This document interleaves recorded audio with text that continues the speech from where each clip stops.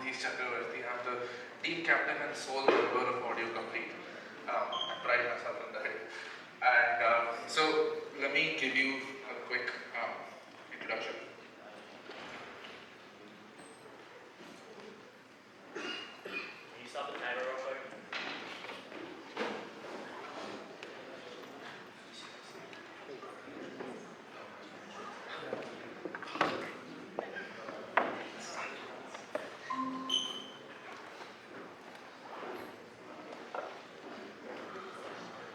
Alright, sorry about that. So as I said, I'm Adhish Chakrovorty, Audio Complete.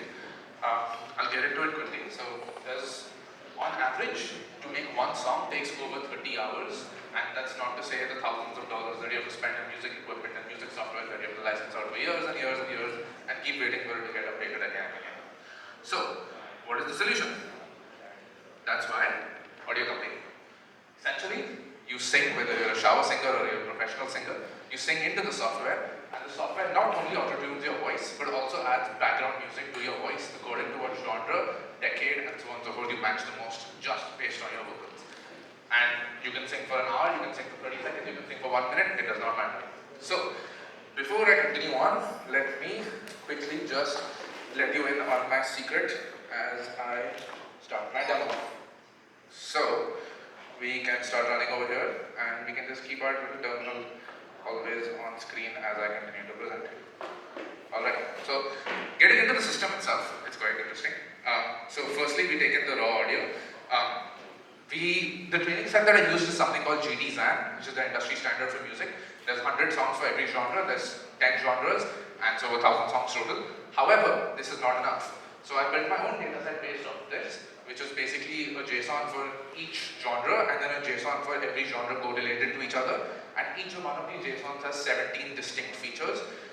That comes from Toggle analysis, which is basically the footprint of music, and that's how you can uniquely identify music. After this entire thing is done, I actually have a PCA system in place, which reduces 173 dimensions down to 49, which is pretty nice. And then there's a CNN, a convolution neural network, which basically does the genre classification. Something cool about this, I sat and did the linear algebra for this by hand because it was a really bad day. And apart from that, there's also a really cool global pooling system over here, so that even though I only trained it on 30 seconds of data, we can still fill up and give you background music for even an hour of your singing. So, go into the next part, the similarity search. So now, I also do a cosine similarity search after my PCA. However, what's implemented over here is a multi-dimensional cosine similarity search. So essentially what happens is I take the covariance matrix of all of the features, and then I do the cosine similarity with the covariances themselves. So that allows for really, really specific high-dimensional features, which is what I spoke about with Dom. After that, what we do is we do rhythm and tempo analysis, because basically when your song goes up and when it drops is based on how your voice actually goes. So if you go the song also should go up, and instead of just staying consistent. So that's what that is. And then the key source of everything is the audio mixing, which happens with something called a VAE, which is a variational autoencoder. It's similar to the first part of a transformer. It's unsupervised machine learning, and it's generative AI essentially. And what it does is it basically takes in all of your input and converts it to a really high dimensional space, then breaks it down to really low dimensional space, then attempts to reconstruct it all by itself. And so that's something that really helps with creating new audios.